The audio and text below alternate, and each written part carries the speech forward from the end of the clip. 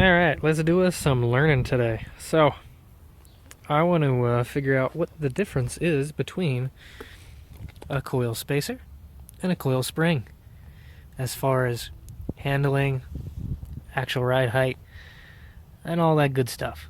It's an age-old question, and I'd like to see what the difference really is. So right now I have a Rubicon Express 4.5-inch lift, and then I've got I think like 1 3/4 inch spacer in the front and a shackle relocation bracket in the back to get me anywhere from around 5.5 to 6 inches. And I'm really happy with that. For 35-inch tires, this is great. This is really nice, especially with the cutout fenders. Plenty of room in there, plenty of flex. Looks real nice. I'm happy with it. So, what am I going to do? Fucking change the shit out of it. Why not, right?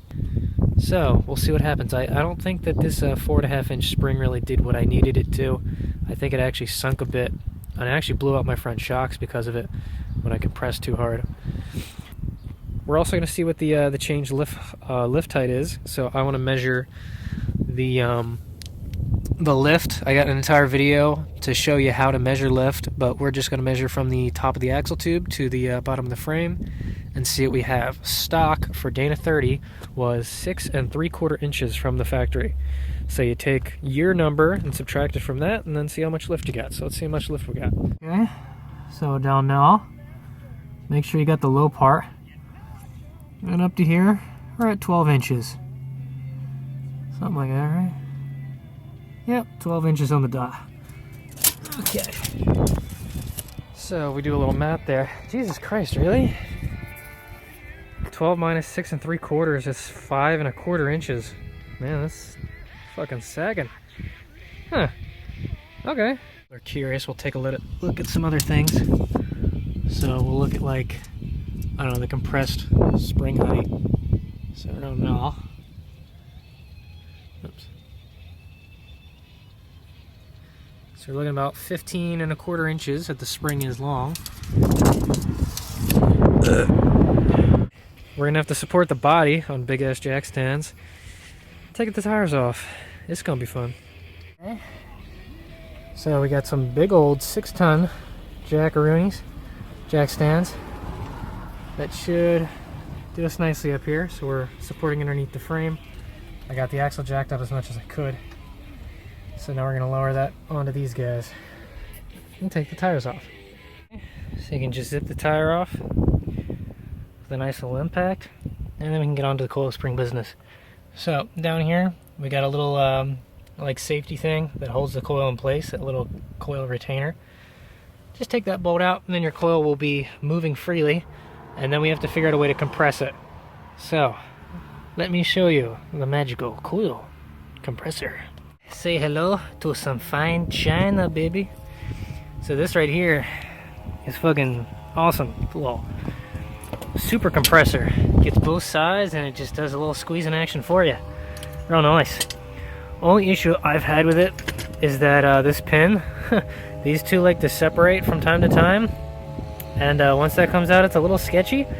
It still works, I think, but I think that that's important for some reason. I don't know, I'd use vice grips to hold these two together. But you put them on the top and the bottom, and you give her a gold squeeze. Also a great time to try and flex out your axle and see what actually holds everything up. So I disconnected the sway bar on this side, just so I could get some maybe better access. And I've dropped the axle as much as it seems like it wants to go down. I heard some creaking and moving and noise. But the coil spring's still fucking up there. That's impressive. So we're definitely gonna have to compress her. Okay, so I finally actually got the thing on there. So you'll notice we have these little safety pins in here that sit on the top of the spring to keep it in there properly. So all the pins are set. I probably could have gone up one more step, but hopefully I can still get this out. So the way I'm gonna do this is jack the axle up to help compress the spring. And then you make sure that this guy's centered and tighten her up a little bit. And then you can just keep doing that. So that way it keeps the stress off everything. And then once you get to the point that you can't really jack it up anymore, then you let the jack off and hopefully that's enough. If not, we'll have to tighten it by hand with the big boy. Obviously, just as a safety warning, coil springs can be under a lot of tension. So please use caution when dealing with these. They can be very dangerous. They get enough energy to easily kill you if they explode off this thing. So don't fuck around with them. Alright, so now we're going to loosen the jack. Hey Jack, come on Mr. Dinko. Alright, steady wins the race. Make sure the Jeep ain't falling off anything. Everybody's happy, all the nice creaky sounds.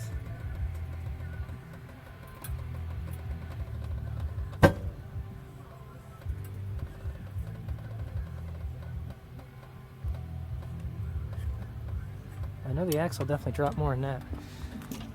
This way, mister. Please.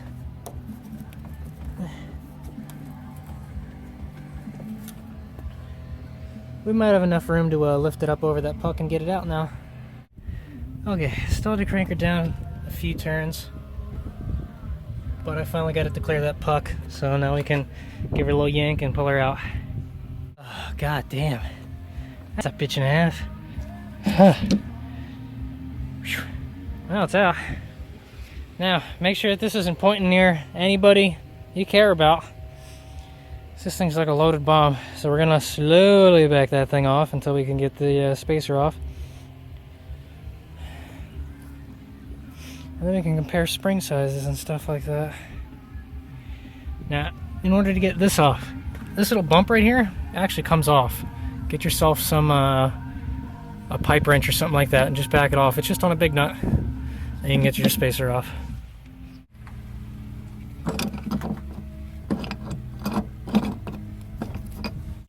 I just found an emergency water reservoir in the Jeep. Man, those factory dealers will save your life anywhere you can. I pulled this bolt out and the water just comes flying. What the fuck is that?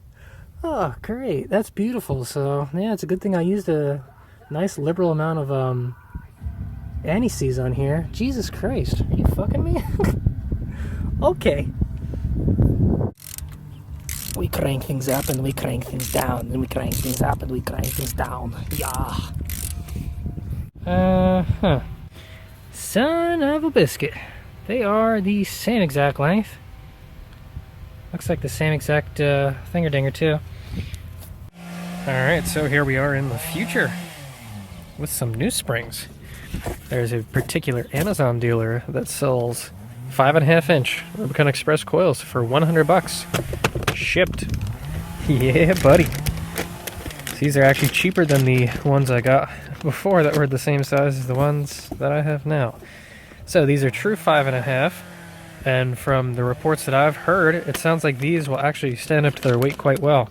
So since I'm already at 5.5, I should hopefully be able to get rid of the pucks as well, so we can just have full springs, which I kind of want. I'm going to see if they actually perform any better.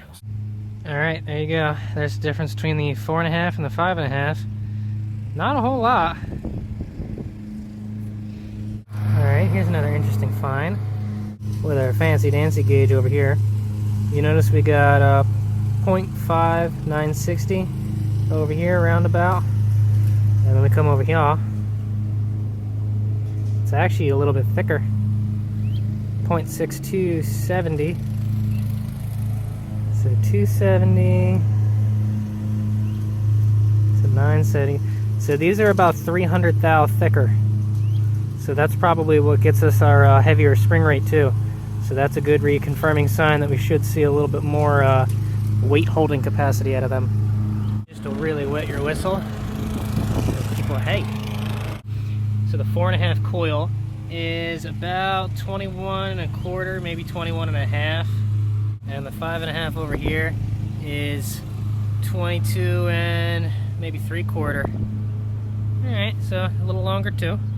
Interesting. Well, it would have been nice to try to get one loop higher, because like that's about as compressed as I can get the dang thing, because now it's starting to bind because it's all like crooked and stuff, and we're still not even close. So I think I'm gonna have to unscrew this puck down here, and then we can slide it in, and then we'll have to just tighten that back up again.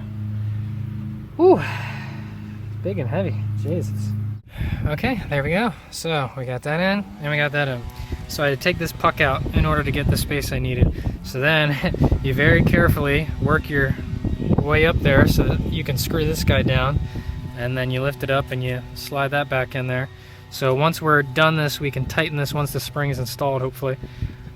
Alright, now we can take the tension off. Oh, by the way, on this side, this is a really good time to see what's limiting your travel. I noticed my axle doesn't want to go down anymore. A couple things you can check. First off, lower control arms. That's usually a common one. If it's contact in there, you know you're stuck there. Second off, shocks.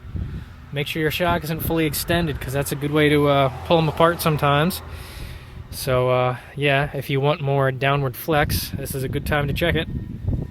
And third, what you might not expect, is the track bar, which is doing it for me. I don't know if you can see that, but we're contacting right over here. So yeah, track bar is limiting us on the passenger side for downward flex. Good to know. You can also check steering too and things like that for binding, but with this Iron Rock off-road kit, it's doing fine. Alright, well, now to loosen this. Now if you did it right, hopefully the end of your coil ends somewhere over here so your little retainer plate can hold it. I made sure to check before I put the thing on there, so when I drop it down it should be good. Alright, loosey-goosey. And you know, don't use an impact on here until like close to the end, because all the bouncing and shocking, I don't think it's very good, especially tightening it. Tightening is a really bad idea. But yeah, sometimes it's better to do it by hand just for safety. Quick tip, if you want to make this a lot faster, put the jack on here, jack it up so the spring's under tension. That way you can take your compressor off a whole lot faster. Alright, so in case you're curious, you can fit this in here just fine, tighten her up, good to go. Get that bottom one set up. If you did a good job, she should line up rather nicely. And right, thank you. Now mine wasn't perfect, so I sprayed a little WD-40 and just kept tugging on the thing, and you can slowly rotate it. And then this guy you can tighten up. Usually you'll need like a pipe wrench or something, but you know, I've just got it tightened by hand. And I got some anti-seize in there because apparently water likes to collect inside this thing, so every time you take it out, it's a nice little brown mucky puddle coming out at you. Okay, so that's everything. Repeat on the other side. And then we can put it on the wheels again, see how big the lift is. Goodbye, spacers. See ya! Spring number 2. And if you're curious what the part number is, it is a RM600405147. I don't think the end number really matters. God, nice little workout, I'll tell you what. Okay, so I checked around. I don't see anything that's really limiting travel. So I think it's the shock. We're up to 27 inches of total travel. I'll have to check the thing for this. I think these are the 5.5 inch springs. If that's their maximum extended length, then yeah, shocks are to blame for that. Interesting. That goes a hell of a lot faster once you know what has to be done. So I just took the both things off at the beginning. And have to compress them or decompress them nearly as much. So, cool.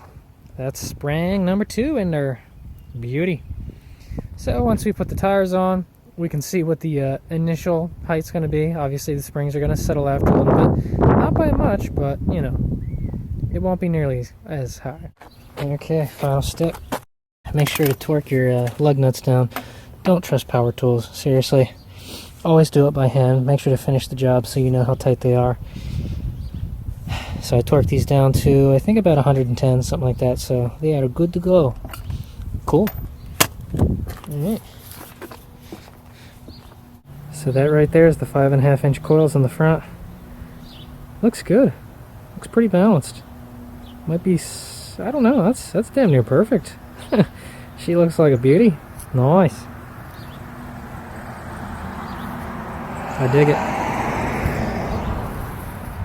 Alright, so let's get that measurement, see what we're working with. So, magic number is about 13 inches, I think. Yeah, maybe slightly less. Maybe 12 3/4, but still, nice. Cool. But now we got real springs in here. So, For people that always ask about why I have these drop brackets, it's really just to keep the sway bar links out of the springs. Now I learned something that they're not at the right angle. There's actually a specific angle these are supposed to sit in, and mine are way too steep to be doing their job properly. So we'll address that one day. Other thing is the spring sits a little forward, so the that little bump stop nub might smack against the inside of it every now and then. Not much you can do about it. I think I don't know. With the control arm drop brackets, I think it pushes the bottom of the axle forward just a little bit. That might change things, but oh well. Alright, so there we have it. I got some nice springs in there. Party. Won't know how well they ride until I test them out, so I guess we should go do that. Holy crap, man, these springs feel awesome. You hit bumps and it just, oh man, that feels really good. I like this. Woohoo! Our last measurement was 12 inches, and now we're up to, we'll say 12 3/4, because that's about where it's at. So we're back up to 6 inches. That's 6 inches of lift in the front. That's incredible. So those 5.5 springs support the truck just fine, with a nice beefy bumper and a winch and all that stuff. It does great. So the coils do fit the bill for size, even a little more. So probably when they settle, they will be, you know, 5 3/4, 5.5. But that's perfect for me. So I guess at some point we'll have to do bump stops properly. So there you have it. Coil springs on a Jeep. Pretty simple.